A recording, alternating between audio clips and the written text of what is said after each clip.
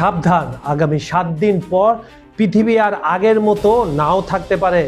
মধ্যপ্রাচ্যের মরুভূমি এখন কোনো সাধারণ যুদ্ধের ময়দান নয়, বরং মানব সভ্যতার শেষ দৃশ্যে পরিণত হতে যাচ্ছে। একদিকে রাশিয়ার রহস্যময় কার্গো বিমানগুলো তেহরানের মাটিতে নামতে পশ্চিমাদের বুকে কাঁপন ধরেছে, অন্যদিকে জর্ডানের মরুভূমিতে কংক্রিটের দেয়াল তুলে ইঁদুরের মতো গর্তে লুকিয়ে আছে শক্তিশালী F-35 যুদ্ধ বিমান। কিন্তু কেন এই চরম আতঙ্ক?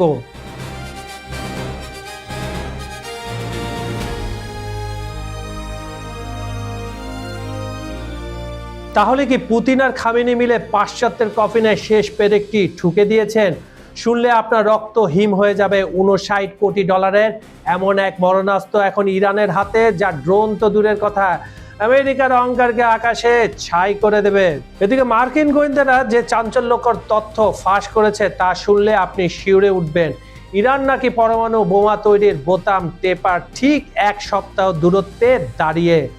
আজকের এই বিশেষ বিশ্লেষণে আমরা এমন সব গোপন নথির পর্দা উন্মোচন করব, যা নামি দামি মিডিয়া আপনাকে বলবে না। মধ্যপ্রাচ্যের দেশগুলো একজোট হয়ে ট্রাম্পকে চিরতরে বিদায় করার চেষ্টা করছে। আসসালামু আলাইকুম বন্ধুরা, খবর সংযোগের বিশ্লেষণমূলক অনুষ্ঠানের আজকের এই প্রতিটি তথ্য আপনার এবং আপনার পরিবারের ভবিষ্যতের সাথে জড়িত। ভিডিওটি শেষ পর্যন্ত দেখুন, স্কিপ করার ভুল করবেন না, কারণ যুদ্ধের দামামা অলরেডি বেজে গেছে। রয়টার্সের দাবি অনুযায়ী মস্কোতে রাশিয়ার সাথে ইরানের এক বিশাল প্রতিরক্ষা চুক্তি সম্পন্ন হয়েছে। প্রায় 59 কোটি মার্কিন ডলারের বিনিময় ইরান কিনছে রাশিয়ার অত্যাধুনিক ভার্বা এয়ার ডিফেন্স সিস্টেম। ভাবছেন এটা সাধারণ কোনো অস্ত্র? একেবারেই না। এই ভার্বা মিসাইল সিস্টেম নিচু দিয়ে উড়ে আসে ড্রোন, ক্রুজ মিসাইল, এমনকি শত্রুপক্ষের হেলিকপ্টারকে নিমেষেই ছাই করে দিতে পারে। 2029 সালের মধ্যে প্রায় 2500টি মিসাইল আর 500টি লঞ্চার পাবে ইরান। বুঝতেই পারছেন, ইরানের আকাশ এখন রাশিয়ার তৈরি S-300 এবং S-400 এই নতুন ভার্বা মিসাইলের এক দুর্ভেদ্য দুর্গে পরিণত হতে যাচ্ছে। অনেকে বলছে সময়টা তো অনেক দূরে, 2027-29, তাহলে এখন কি হবে? অনেক রিপোর্ট বলছে ইতিমধ্যে কিছু মিসাইল অলরেডি এসে পড়েছে। ইরান যখন অস্ত্র জমাচ্ছে, আমেরিকা কি হাত গুটিয়ে বসে আছে? কখনো না। চীনের স্যাটেলাইট চিত্রে দেখা গেছে জর্ডানের ঘাঁটিতে মার্কিন F-35 যুদ্ধ বিমানগুলোকে কংক্রিটের দেয়াল দিয়ে ঘিরে রাখা হয়েছে। কেন? কারণ আমেরিকা জানে ইরানের মিসাইল যে কোনো সময় যে কোনো জায়গা থেকে কি করবে, ধেয়ে আসতে পারে। শুধু তাই নয়, সংযুক্ত আরব আমিরাতের আল দাফরা ঘাঁটি থেকে আমেরিকার সে দানবীয় MQ-4C ড্রোনটি ইরানের চাবাহার বন্দরের চক্কর দিয়ে এসেছে। ওয়াশিংটন এখন প্রতিটি সেকেন্ডে নজর রাখছে ইরানের ওপর কি হচ্ছে সেখানে। কিন্তু সমস্যার নাম কেবল ড্রোন বা মিসাইল নয়, সমস্যা এখন মার্কিন সেনাদের মস্তিষ্কেও। মার্কিন রণতলে জেনারেল ফোর্ডের নাবিকরা মাসের পর মাস সাগরে থাকতে থাকতে ক্লান্ত ও ক্ষুব্ধ। এই মানসিক অবসাদ কি আসন্ন যুদ্ধে আমেরিকার জন্য কাল হয়ে দাঁড়াবে?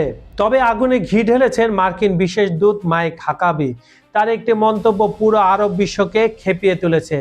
এই কথা শোনার পর সৌদি আরব, মিশর আর আরব লীগ একযোগে গর্জে উঠেছে।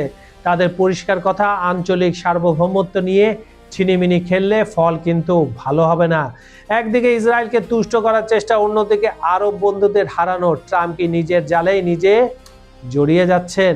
তবে ইরানের পথ মসৃণ নয়, ঘরের ভেতর শত্রু বাড়ছে। 5টি কুর্দি বিচ্ছিন্নতাবাদী সংগঠন একজোট হয়েছে অ্যালায়েন্স অফ পলিটিক্যাল ফোর্সেস নামে। তাদের লক্ষ্য পরিষ্কার, ইসলামী প্রজাতন্ত্রের পতন। বিশ্লেষকরা বলছেন বাইরে থেকে যুদ্ধ শুরু হলে এই গোষ্ঠীগুলো ইরানের ভেতর থেকে কামড় দেবে। এটা কি তবে ভেতর বাইরে ইরানকে ধ্বংস করার কোনো নীল নকশা? আপনারা কি বলেন বন্ধুরা? কমেন্টে জানান। পরিস্থিতির গুরুত্ব বুঝুন। মার্কিন দূত স্টিভ উইটকফ দাবি করেছেন ইরান পরমাণু বোমা তৈরির সক্ষমতা থেকে মাত্র 1 সপ্তাহ দূরে। অন্যদিকে ইরানের পররাষ্ট্রমন্ত্রী আব্বাস আরাগচি বুক ফুলিয়ে বলেছেন বিগত লড়াইয়ে তাদের মিসাইল ইসরায়েলের ভেতরে আঘাত হানতে পেরেছে, এবার সংঘাতে জড়ালে পরিণত হবে আরো ভয়াবহ। একদিকে রাশিয়ার সমর্থন, অন্যদিকে চীনের সমর্থন, আবার আমেরিকার মরিয়া চেষ্টা, সব মিলে মধ্যপ্রাচ্য এখন একটা টাইম বোমা। এই বোমা কি ফাটবে, নাকি শেষ মুহূর্তে বিশ্ব দেখবে কোনো অলৌকিক সমঝোতা? বন্ধুরা, ঘড়ির কাঁটা টিকটিক করে জানান দিচ্ছে সময় ফুরিয়ে আসছে। একদিকে তেহরানের আকাশে রাশিয়ার সেই রহস্যময় কার্গো বিমানের ছায়া, আর অন্যদিকে জর্ডানের কংক্রিট বাংকারে মার্কিন পাইলটদের কুঁকড়ে থাকা। এ কি কেবল যুদ্ধের মহড়া, নাকি পৃথিবীর মানচিত্র বদলে দেওয়া চূড়ান্ত প্রস্তুতি? মনে রাখবেন, $59 কোটি রুশ ভার্বা মিসাইল কিন্তু কেবল লোহার টুকরো নয়, এটি মধ্যপ্রাচ্যে আমেরিকার আধিপত্যে ছেদ ঘটাতে পারে। সবচেয়ে ভয়ঙ্কর তথ্যটি হলো সেই 7 দিন যদি মার্কিন গোয়েন্দাদের দাবি সত্যি হয় এবং ইরান পরমাণু বোতামের নাগালে পৌঁছে যায়, তবে কি ইসরায়েলের হাত গুটিয়ে বসে থাকবে, নাকি শুরু হবে এমন এক ধ্বংসযজ্ঞ যা আমরা কেবল হলিউড সিনেমায় দেখেছি? গ্রেটার ইসরায়েল বনাম ইসলামিক রেজিস্ট্যান্স, এই লড়াইয়ে শেষ হাসি কে হাসবে? পুতিনের চাল, নাকি ট্রাম্পের দাবার বোর্ডে কিস্তিমাত করে দেবে? খবর সংযোগের বিশ্লেষণমূলক অনুষ্ঠানটি আপনারা পৃথিবীর কোন প্রান্ত থেকে দেখছেন কমেন্টে জানান।